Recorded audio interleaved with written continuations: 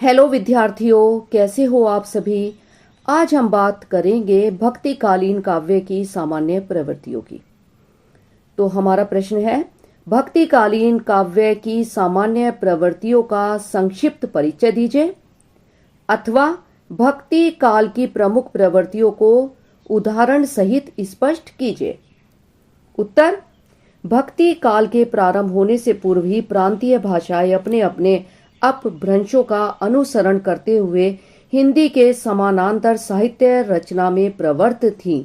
इनमें वर्ण्य विषयों, काव्य रूपों तथा रचना शैलियों की विविध परंपराएं प्रचलित थीं, जो कुछ अटपटी और अनपढ़ सी प्रतीत होती थीं। धीरे धीरे इनमें निखार आने लगा। भक्ति काल के आते आते इनमें और अधिक निखार आया तथा नवीन संस्कारों का प्रवेश हुआ, जिसका परिणाम यह हुआ कि सिद्धों, नाथों और सूफियों की परंपराओं का विकास होने लगा और साहित्य निर्माण की नवीन प्रवृत्तियों और पद्धतियों के रूप उभरने लगे। इस क्षेत्र में हिंदी भाषा सबसे आगे रही। उदाहरणतः सूफी कवियों ने जैन कवियों की शील वैराग्य को विकसित किया। ज्ञान मार्गी संतों ने प्राकृत साहित्य में प्रचलित सूक्तियों के अनुसरण में दोहा छंद अपनाया, जिसे बाद में साखियों के लिए अपना लिया गया। बौद्ध सिद्धों द्वारा अपनाई शैली, जिसमें संवाद शैली और लोक प्रचलित गीतों की परंपरा प्रमुख थी, इसका विकास निर्गुण संतों के काव्य में देखने को मिलता है, यथा बारहमासा आदि के रूप में साहित्य रचना। निर्गुण भक्ति काव्य ने नाथ साहित्य से अधिक प्रभाव ग्रहण किया।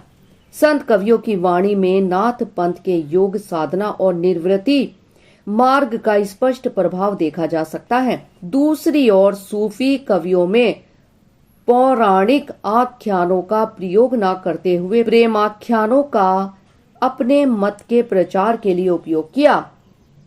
अमीर खुसरो और फैजी ने फारसी साहित्य में भारतीय विषयों का समावेश कर परवर्ती फारसी कवियों को प्रेरणा दी। भारतीय ग्रंथों के अनुवाद फारसी भाषा में होने लगे। फारसी साहित्य के अनुकरण पर सूफी मार्गी संतों ने मनसवी शैली को हिंदी साहित्य रचना में अपनाया। उपयुक्त साहित्य प्रवृत्तियों की पृष्ठभूमि में भक्ति काव्य की रचना प्रारंभ हुई, जिसकी सामान्य प्रवृत्तियां अग्रलिखित है। नंबर 1, सदाचार तथा नैतिक भावना पर बल। निर्गुण साहित्य की प्रेरणा प्राचीन काल से ही विद्यमान रही है, जिसे बौद्ध धर्म की श्रमण संस्कृति से बल और बढ़ावा मिला। इसका उद्देश्य व्यक्तिगत उत्कर्ष के लिए आध्यात्मिक दृष्टि का सहारा लेना था। कालांतर में महायानियों द्वारा उसे बहुजन हिताय का नया मोड़ दिया, जिसमें वैदिक आदर्श सर्वे भवन्तु सुखीन की ध्वनि प्रतिध्वनित थी। भक्ति काल में इसी सिद्धांत की पूर्ति के लिए सदाचार तथा नैतिक भावना पर बल दिया गया। कबीर की साखियां उस संदर्भ में विशेष महत्व रखती हैं। नंबर 2, व्यक्तिगत साधना की अपेक्षा सामूहिक पूजन अर्चन पर बल। विदेशी एवं विजातीय मुसलमानों के आक्रमणों और शासन के फलस्वरूप हिंदुओं ने आत्मरक्षार्थ उपाय खोजने शुरू कर दिए।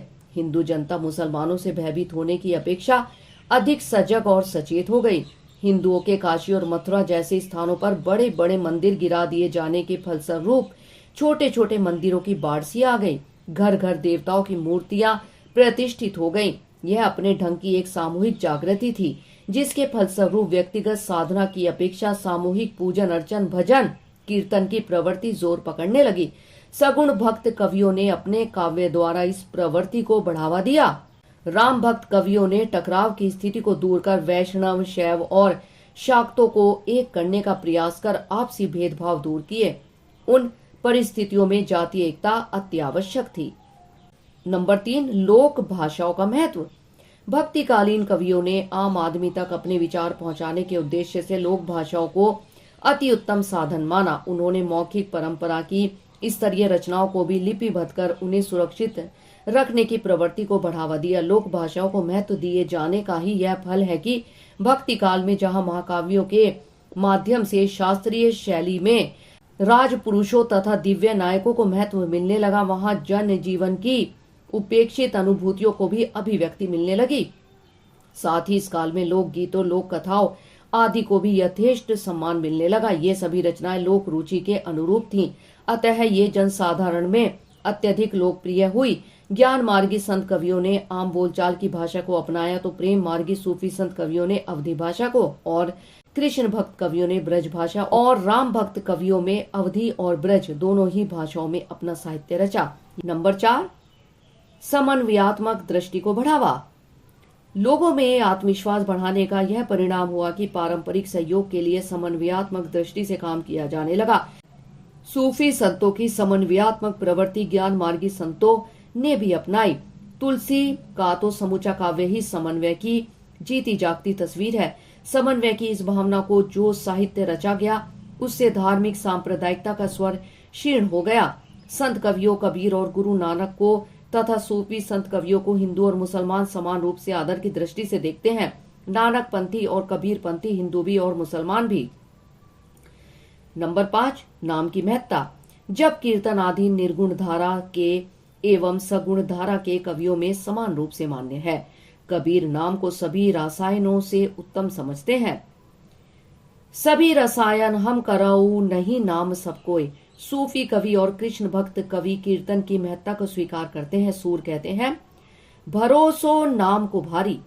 तुलसी ने तो नाम को राम से भी बड़ा माना है।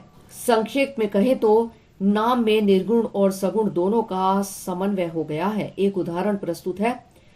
अगुण सगुण दुही ब्रह्म स्वरूपा, अखत अगाध अनादि अनूपा।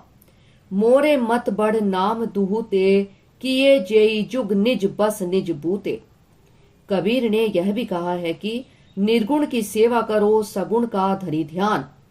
नंबर 6, गुरु की महिमा। गुरु के महत्व को निर्गुण और सगुण दोनों धाराओं के कवियों ने स्वीकार किया है। कबीर कहते हैं, गुरु हैं बड़े गोविंद से मन में देख विचारी। जायसी ने भी पद्मावत में गुरु के महत्व को दर्शाने वाला पात्र सुआ का निर्माण किया। गुरु सुआ जेई पंथ दिखावा। सूरदास ने लिखा, बल्लभ नख चंद्र छटा बिन सब जग, माही अंधेरा। और तुलसी ने मानस के आरंभ में गुरु वंदना करते हुए लिखा, बंदव गुरु पद पदम परागा। भक्तिकालीन कवियों ने गुरु को ईश्वर से मिलाने वाला या ईश्वर से मिलने का मार्ग बताने वाला तथा जीवन पथ में सही राह दिखाने वाला माना है। नंबर 7, भक्ति भावना की प्रधानता। भक्ति काल की निर्गुण और सगुण दोनों धाराओं में भक्ति भावना पर अधिक बल दिया गया। कबीर ने कहा, हरि भक्ति जाने बिना बूढ़ी मुआ संसार। सूफी संतों का प्रेम भी भक्ति का ही रूप है और सगुण भक्त तो भक्त हैं ही। सगुण भक्त कवियों ने ज्ञान का नहीं भक्ति विरोधी ज्ञान का विरोध किया। सूरदास और नंददास ने भ्रमर गीत के माध्यम से यही बात कहना चाहिए है। तुलसी तो थे ही समन्वयवादी। उन्होंने ज्ञान और भक्ति में कोई भेद नहीं किया। वे कहते हैं, ज्ञान ही भक्ति ही नहीं कछु भेदा, उभय हरिय भव संभव खेदा। तुलसीदास ने ज्ञान और भक्ति का समन्वय करते हुए भक्ति को प्रधानता दी है। उन्होंने भक्ति को चिंतमणि कहा और ज्ञान को दीपक जो माया की हवा में बुझ जाता है। नंबर 8, शास्त्र ज्ञान की अपेक्षा निजी अनुभव पर विशेष बल। भक्तिकालीन कवियों ने शास्त्र ज्ञान की अपेक्षा निजी अनुभव को अधिक महत्व दिया। कबीर जी 2.5 अक्षर प्रेम के का महत्व देते हुए शास्त्र ज्ञान को निरर्थक बताते हुए कहते हैं, पोथी पढ़ी जग मुआ, पंडित हुआ न कोई। तुलसी जी ने भी केवल वाक्य ज्ञान को अपर्याप्त मानते हुए कहा है, वाक्य ज्ञान अत्यंत निपुण, भव पार ना पावे कोई।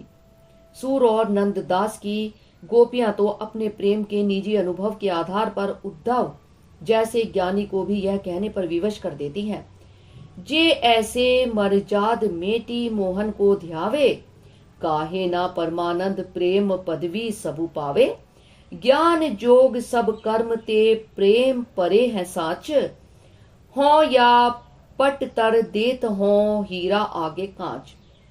उपयुक्त समान प्रवृत्तियों के होते हुए भी निर्गुण और सगुण भक्ति धारा के कवियों के दृष्टिकोण में थोड़ा बहुत अंतर था, किंतु लक्ष्य दोनों का एक ही था, जीवन को ऊंचा उठाना, भक्ति द्वारा ईश्वर की प्राप्ति। मार्ग भले ही अलग अलग थे पर लक्ष्य एक ही था।